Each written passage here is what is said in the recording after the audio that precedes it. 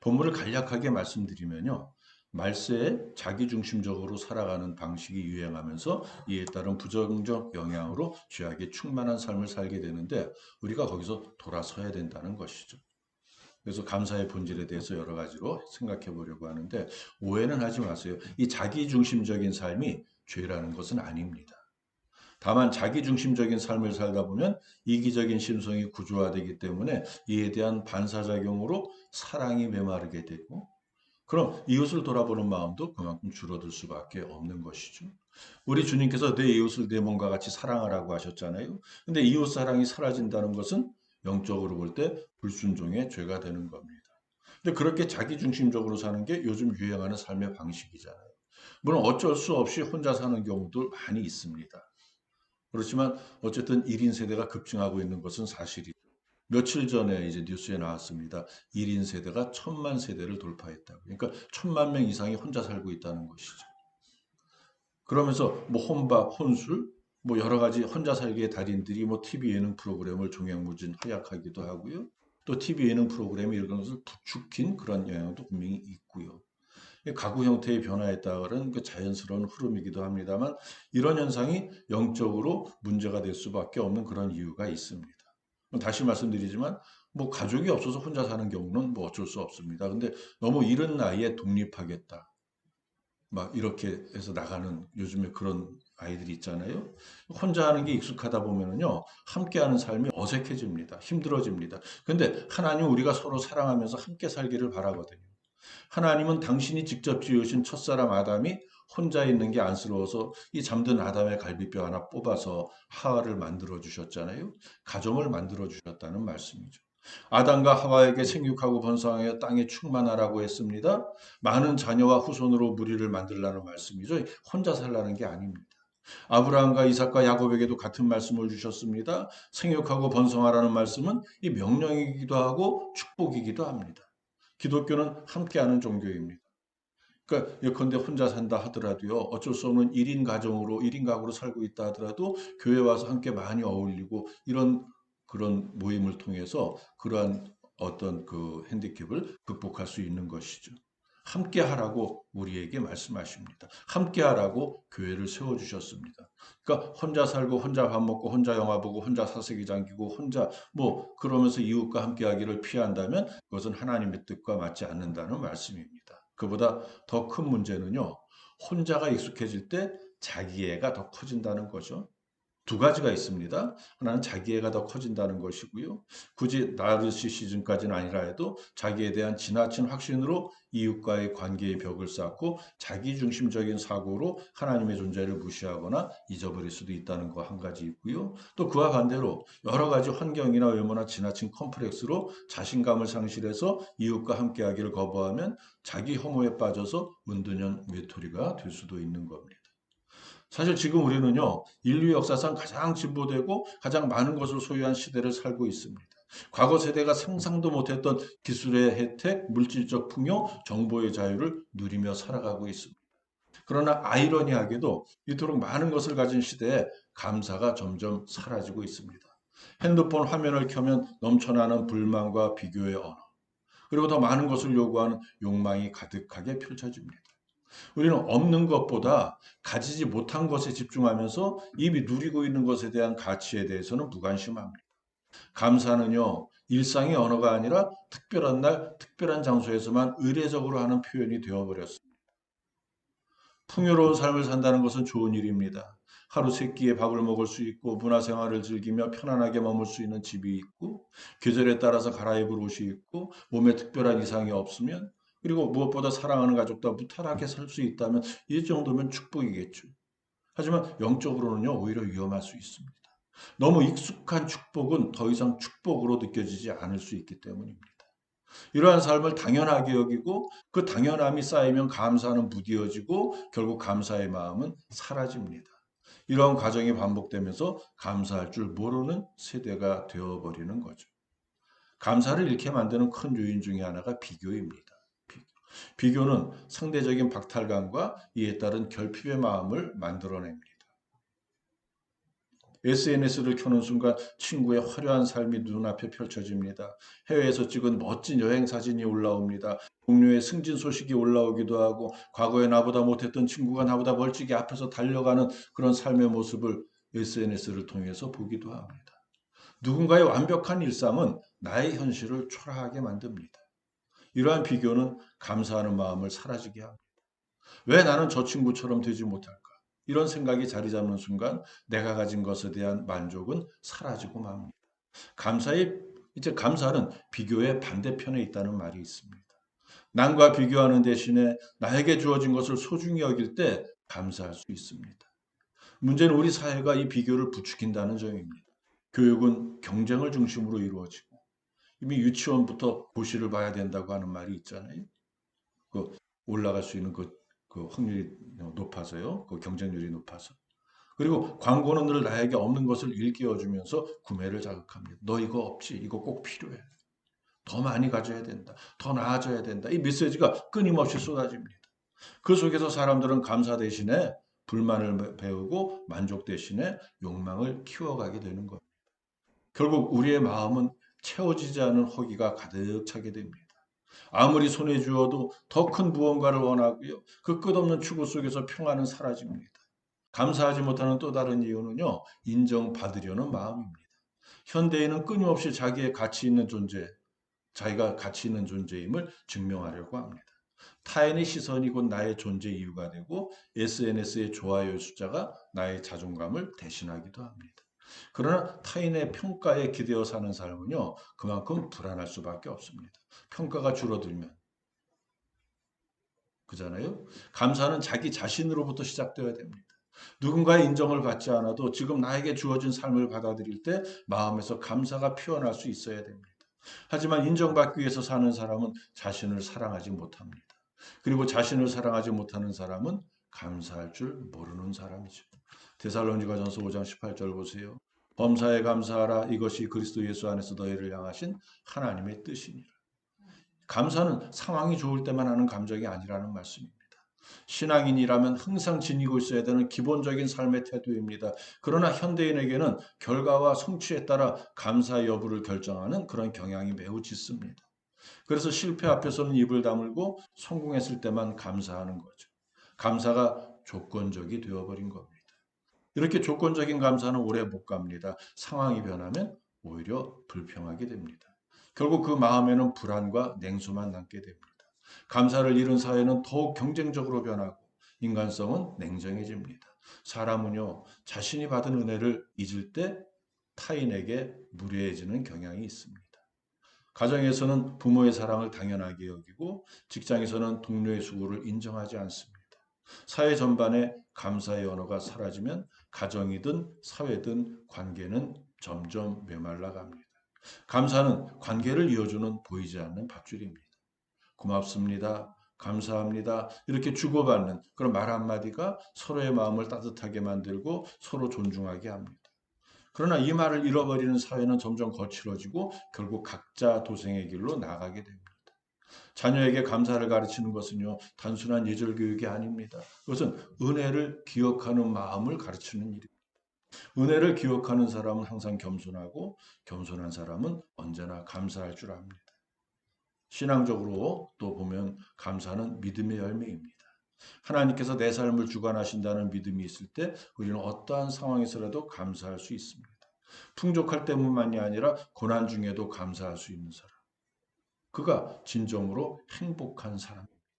감사는 믿음의 향기요 영혼의 평안을 여는 열쇠라는 말처럼 감사는 인간의 영혼을 따뜻하게 덮는 하나님의 선물입니다. 감사를 잃어버린 세대는 결국 행복을 잃어버린 세대라고 할 수 있습니다. 감사의 회복은 외부의 변화가 아니라 마음의 태도에서 시작됩니다.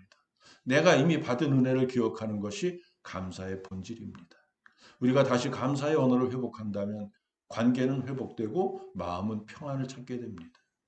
감사는 단순히 예의로 하는 말이 아닙니다. 우리 인생의 방향키라고 할 수 있습니다. 감사를 잃은 세대 같지만 감사로 살아가는 사람 한 명이 세상을 바꿀 수도 있습니다. 그리고 그 한 사람이 바로 오늘의 나, 여러분이 될 수 있다는 사실을 꼭 기억하시기 바랍니다. 감사는 기독교 신앙의 중요한 덕목 중에 하나입니다. 성 어거스틴은요, 믿음, 소망, 사랑 외에 하나를 더 말하라고 하면 나는 감사를 말하겠다고 했습니다. 첫째도 감사, 둘째도 감사, 셋째도 감사라는 그러한 말도 있고요. 신앙생활을 잘하면 감사도 잘할 수 있는 겁니다. 그런데 보세요. 신앙생활을 잘하기 위해서는 먼저 예배를 잘 드려야 되잖아요. 교회에서 가장 주되게 하는 활동이 바로 예배입니다. 예배의 중심은 설교, 즉 하나님의 말씀을 듣는 일입니다. 교회는 진리의 터입니다. 하나님의 거룩한 백성의 모임이며 하나님의 임재가 있는 성전이자 그리스도의 몸입니다. 따라서 교회의 크고 작음보다는 그 교회가 사람의 기쁨을 추구하는 일에 더 치중하고 있지 않은지, 하나님의 영광과 그리스도의 복음을 온전히 전하고 있는지 이것을 잘 알아야 합니다. 교회마다 여러 사역과 다양한 모임이 있습니다. 하지만 그 바탕을 살펴보면 하나님이 아닌 사람의 영광과 기쁨을 추구하는 경우가 적지 않습니다. 말씀이 살아있는 교회, 유기적인 나눔이 있는 건강한 교회, 전도하는 교회, 이런 교회에서 섬겨야 절로 감사가 나오는 그런 감사의 신앙생활을 할 수 있는 거죠. 우리 교회가요, 시스템적으로 부족한 면이 많이 있습니다. 솔직히 인정합니다. 예. 시스템은 많이 부족합니다. 하지만 우리 교회와 함께 하시는 주님의 인도하심을 믿고 우리가 함께 협력하면 건강한 교회로 얼마든지 만들어 나갈 수 있습니다. 제가 분당에서 창조교회를 이제 거기서 고등부를 담당했었는데요. 그리고 이제 교회를 사임하고 이제 전도사로 이제 나가면서 동시에 회사도 정리를 해서 이제 직원들에게 넘겨줬죠. 근데 그 고등부 전도사 하던 분이 이제 광주 지역에서 속으로 성경 공부 모임을 만들어 갖고 여기저기 이제 다니면서 성경 공부를 인도했는데 어느 회사에 가서 성경 공부를 인도하면서 하다가 예화로 들은 걸 저를 예화로 들은 겁니다.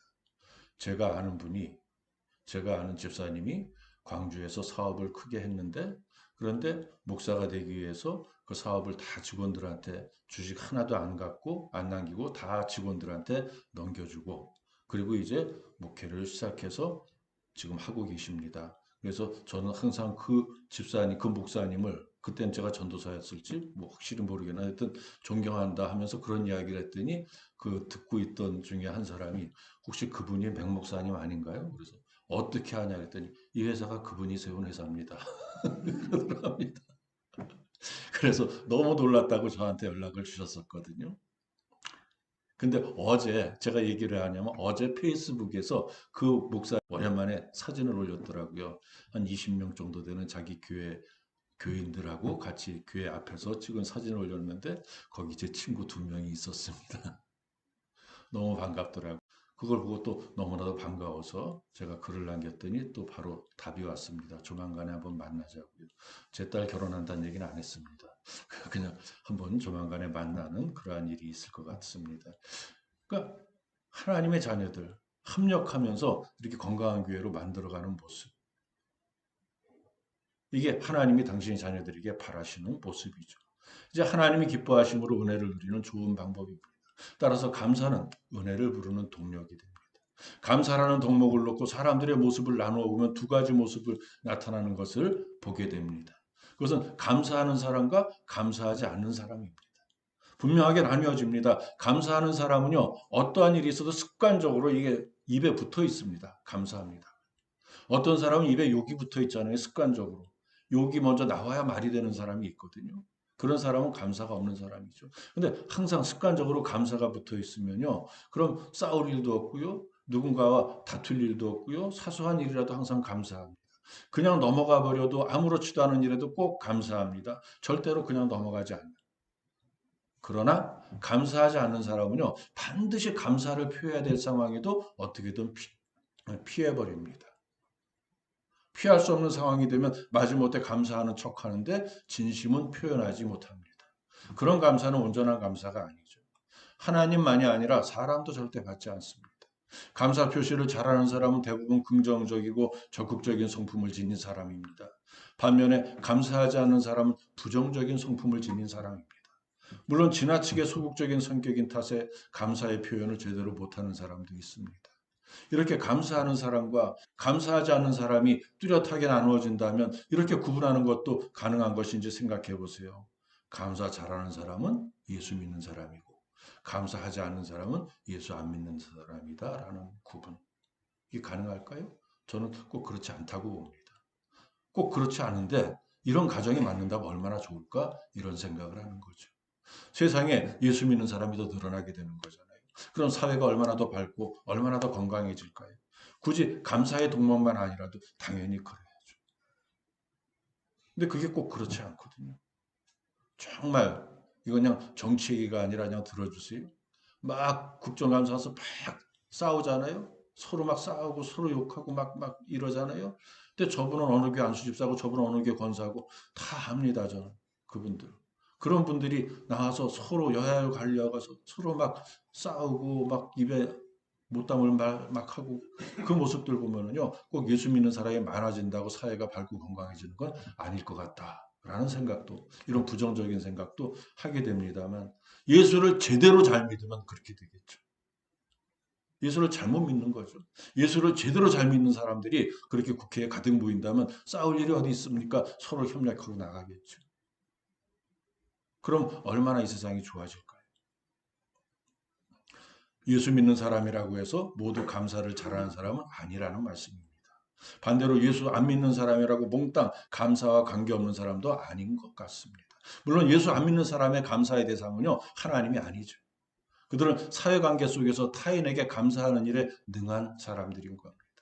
문제는 오히려 예수 믿는 사람들 가운데 감사하는 일이 서툰 사람들이 적지 않다는 겁니다. 그래도 하나님과의 관계가 온전할까요?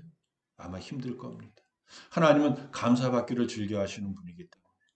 그래서 시편 기자는 오늘 우리가 교독문 함께 교독했습니다만 여호와께 감사하라는 말을 아주 쉴 틈 없이 계속 반복하는 겁니다. 받은 은혜에 감사해야죠. 그래야 다시 은혜 받을 수 있습니다. 이게 은혜와 감사의 선순환이며 이게 축복받는 삶의 비결입니다. 우리의 삶에는 너무 감사가 메말라 있습니다. 그런데 사회생활하면서 감사할 줄 모르는 사람이 가정생활은 온전히 할 수 있습니다. 감사 없는 가정은 서로에 대해 무관심한 가정이 됩니다. 그래서 자기 이야기만 하게 되고 상대 이야기를 듣지 않으려고 하니까 마음속에 상대방에 대한 불신과 갈등만 쌓이게 됩니다. 사단이 그 틈을 노리지 않고 그 심령을 강팍하게 하면 가정의 화목이 깨지는 겁니다. 이게 감사 없는 삶의 비참한 모습이죠. 감사가 대화의 윤활유라는 사실을 꼭 기억하시기 바랍니다. 대화를 매끄럽게 만들고 그 속을 드러내게 만드는 방법이 바로 상대에게 감사하며 대화하는 겁니다. 진정으로 감사하는 마음이 있는 그 상대와 대화하면서 화를 내거나 말꼬투리를 잡거나 그럴 사람은 없습니다. 여러분의 가정이 여러분의 직장이 서로서로 관심과 깊은 사랑과 감사의 습관으로 날마다 대화의 꽃이 활짝 피어나시기를 축원합니다. 그러면 화목한 가정이 되고 그리고 기쁨 가득한 그러한 사업장이 되고 주님의 평강이 가득한 삶이 되는 겁니다. 가족이 가정에서 힘을 얻으면 사회에서 형통할 수 있게 됩니다. 긍정적인 에너지로 삶의 활력이 넘치기 때문이죠. 아침에 눈을 뜨면 가족끼리 서로 감사해 보시고요. 자신에게도 큰 기쁨과 위안이 될 겁니다. 그렇다면 감사할 줄 모르는 사람이 사회생활은 온전히 할 수 있을까? 그런 사람은요, 어디를 가든 왕따 영순이가 될 겁니다. 감사할 줄 모르는 사람의 특질은 매우 부정적이라는 겁니다. 염치 없는 사람, 갈등만 일으키는 사람, 이런 사람들도 감사하는 거리가 멀죠. 이런 사람은 당연히 따르는 사람도 없고 반기는 사람도 없고 존경하는 사람도 없게 됩니다. 바울이 본문에서 이런 사람의 특징을 자세하게 설명하고 있습니다. 2절 말씀을 우리 쉬운 성경으로 함께 읽어봅니다. 시작. 그때에는 자기 자신과 돈만 사랑하고 다른 사람들을 헐뜯고 부모에게 순종하지 않을 것입니다. 또한 감사하지 않고 하나님께서 원하시는 사람이 되려고도 하지 않을 것입니다. 바울이 말하고 있는 그때의 사람들이 어떤 사람들인지 1절에 나와 있거든요. 보세요.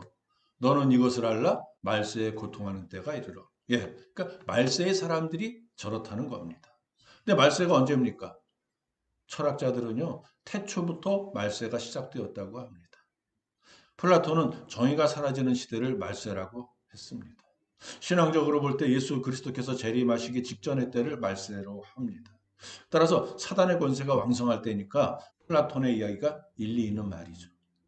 말세가 오면 그리스도를 믿지 않는 자들에게 악이 충만하게 됩니다. 정의가 사라지는 거거든요. 사단이 최후의 발악을 하는 겁니다.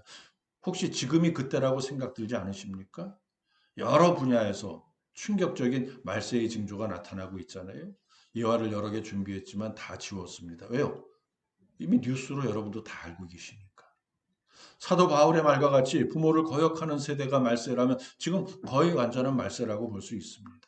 부모님께 감사하는 것은 고사하고 부모를 거역하는 것보다 더 악한 행위들도 태연하게 저질러지고 있는 세상. 자기를 사랑하며 돈을 사랑하며 교만한 사람들이 우글거리고 하나님을 떠나서 음행과 쾌락을 즐기는 사람들이 판을 치고 있는 세상. 지금이잖아요. 이게 말세의 징조죠. 본문 3절 말씀을 한번 더 읽습니다. 함께 읽습니다. 무정하며 원통함을 풀지 아니하며 모함하며 절제하지 못하며 사나우며 선한 것을 좋아하지 아니하며 3절에 나열된 단어들은요. 하나님과의 관계가 무너질 때 인간관계가 어떻게 파괴되는가를 보여줍니다. 무정하며 이 단어는 인간적인 따뜻함이 사라진 시대를 의미합니다. 오늘날 친구나 이웃은 물론요. 부모 자녀 간에도 정이 식어가고 있습니다. 사랑보다 이익이 관계의 기준이 되기 때문이죠. 원통함을 풀지 아니하며 화해할 줄 모르는 시대를 의미합니다. 용서보다는 보복을, 화해보다는 단절을 택합니다. 교회 안에서도 상처 준 사람을 오랫동안 미워하는 경우가 많이 있습니다. 그러나 예수님은 원수를 사랑하라고 말씀하셨습니다. 모함하며 이 단어는 디아블로스 곧 마귀와 같은 어근입니다. 헬라어로 볼 때요. 그러니까 말로 사람을 넘어뜨리는 것이 마귀의 일이라는 뜻입니다. 요즘 세상 잘 보세요. 말의 폭력으로 가득하잖아요. SNS는 말할 것도 없고요. 뭐 여기저기서 막말이 난무하는 것을 우리가 많이 보잖아요. 근거 없는 험담과 루머로 인해서 많은 사람들이 상처를 받고 있습니다. 성도는 진리를 말하되 사랑 안에서 말해야 됩니다. 절제하지 못하며 사나우며 선한 것을 좋아하지 아니하며 자잘에게 상실, 공격적인 성향, 그리고 선보다 악을 즐기는 마음. 하나님을 떠난 인간은 욕망의 노예가 되고 선악을 분별하지 못합니다. 이처럼 하나님을 잃은 인간은 결국 사랑을 잃게 됩니다. 사랑의 근원인 하나님이 부재할 때 인간관계는 차갑게 얼어붙는다는 사실을 우리가 알아야 됩니다. 이어지는 4절 말씀을 봅니다. 배신하며 조급하며 자만하며 쾌락을 사랑하기를 하나님 사랑하는 것보다 더하며. 배신은 관계의 신뢰가 무너진 세상입니다. 돈과 명예 앞에 친구도 신앙도 미련 없이 버립니다. 자기 중심적 가치의 폭발로 인간 내면의 타락한 욕망이 드러나는 이러한 말세의 특징을 보여주는 겁니다. 가룟 유다가 예수님을 은산슈에 팔았듯이 오늘날에도 믿음을 세상의 가치와 바꾸는 일이 많이 있습니다. 은 30원 노예한 사람의 몸값이 예수님을 그렇게 취급한 거죠. 조급한 모습은 생각 없이 행동하는 성향입니다. 신중함보다 즉흥적인 감정이 앞서고 인내 대신에 분노로 반응합니다. 그러나 성령의 열매는 오래 참음이죠. 자만은 자신이나 자신과 관련된 것을 뽐내며 자랑하는 겁니다. 자만하면 당연히 교만하게 됩니다. 이 비슷한 말이거든요. 이게 하나님을 대적하게 만드는 악한 마음입니다. 교만은 천사가 타락해서 사단이 된 이유이기도 합니다. 쾌락 사랑하기를 하나님 사랑하는 것보다 더하다는 말씀은요. 오늘날 세속에 물들어 있는 이 시대상을 정확하게 묘사하는 말씀입니다. 세상은 즐길 수 있을 때 더 즐기라고 유혹하고 외칩니다. 하지만 쾌락의 끝은 허무함 뿐입니다. 하나님을 사랑하는 마음이 식을 때 쾌락은 인생의 우상이 됩니다. 우리가 누릴 수 있는 참 기쁨은 하나님 안에 있습니다. 시편 11편 16편 11절 말씀 우리 함께 읽어봅니다. 주께서 생명의 길을 내게 보이시리니 주의 앞에는 충만한 기쁨이 있고 주의 오른쪽에는 영원한 즐거움이 있나이다. 아멘. 이렇게 주님이 우리의 참 기쁨이 되시는 거거든요. 그러나 말세가 되면 인간들이 하나님보다 자기를 영혼보다 순간을 진리보다 감정을 더 사랑하게 된다는 겁니다. 이게 곧 영적 타락의 증거가 됩니다. 이렇게 타락한 세상이요. 지금 우리가 사는 세상일 수도 있고 앞으로 올 세상일 수도 있는데 이때 우리가 어떻게 살아야 할까? 그 말씀을 본문 5절이 하는 겁니다. 보세요. 경건의 모양은 있으나 경건의 능력은 부인하니 이 같은 자들에게서 내가 돌아서라. 돌아서라. 이 구절이 사도 바울이 경고하는 본문 말씀의 핵심입니다. 겉으로는 신앙인처럼 보이지만 실제 삶에서는 하나님과 동행하지 않는 그 형식적인 신앙인들을 일컫는 말씀입니다. 경건의 모양이란 외적인 종교 행위를 말합니다. 예배, 봉사, 기도, 찬양, 뭐 그 예인데 이런 행위 자체를 부정하는 게 아닙니다. 교회는 이렇게 섬기는 이들이 꼭 필요합니다. 문제는 이러한 섬김을 하면서도 그 신앙이 실제 삶 속에서는 보이지 않는다는 거죠. 즉 경건의 능력이 없는 크리스천들이 있다는 겁니다. 교회는 잘 나오지만 평소에 하나님과의 교제가 없는 성도의 믿음은 빈 강정일 뿐입니다. 그런 믿음으로는요, 세상을 변화시킬 능력이 없습니다. 오늘날 교회가 세상의 조롱을 받는 이유는 경건의 모양은 있으나 능력은 부인하기 때문입니다. 입술로는 주여 주여 하지만 삶에서는 주님과 관계없습니다. 예배는 드리지만 세상에서는 하나님 믿지 않는 사람들과 다르지 않다는 것. 아까 제가 예로 말씀드렸죠. 바울은 이런 자들에게서 돌아서라고 단호히 말합니다. 말을 바꾸어 보면요, 내가 이런 자라면 하나님께 돌아오라는 거죠. 저도 여러분께 권면합니다. 이런 자들에게서 돌아서세요. 여러분 중에 혹시 이런 영적 상태에 머물러 있는 분이 있다면 빨리 돌이켜서 주께서 주시는 경건의 능력으로 살아가시기를 권면합니다. 근데 오늘 본문에서 지적하는 행위들 가운데요, 하나도 해당하지 않은 완벽한 신앙인이 있을까요? 무슨 말씀이냐면요, 본문 그 2절부터 그 4절까지 쭉 나온 말씀들이 있잖아요. 나는 여기 하나도 해당 안 돼. 이렇게 자신 있게 손들 수 있는 사람 있을까요? 저도 못 듭니다. 저도 이 안에 걸리는 것들이 있습니다. 우리 자신을 돌아보면 이런 모습이 있을 수 있다는 말입니다. 그럼 우리에게서도 멀어져야 되나요? 그럴 수는 없잖아요. 내가 나에게서 멀어질 수는 없잖아요. 그렇다면 지금이 정말 말세인 걸까요? 우리도 말세에 속한 악한 자들일까요? 로마서 1장 21절 말씀을 봅니다. 함께 읽어봅니다. 하나님을 알되 하나님을 영화롭게도 아니하며 감사하지도 아니하고 오히려 그 생각이 허망하여지며 미련한 마음이 어두워졌나니.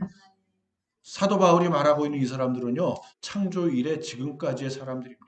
바울 시대만이 아니고 그 시대를 2000년 지난 지금 시대도. 그러니까 말세에만 사람들이 강팍해지는 게 아닙니다. 옛날에도 그랬고요. 바울 때도 그랬고요. 지금도 그렇고요. 수많은 인간들이 죄를 즐기고 있다는 겁니다. 앞으로도 또 여전히 그럴 겁니다.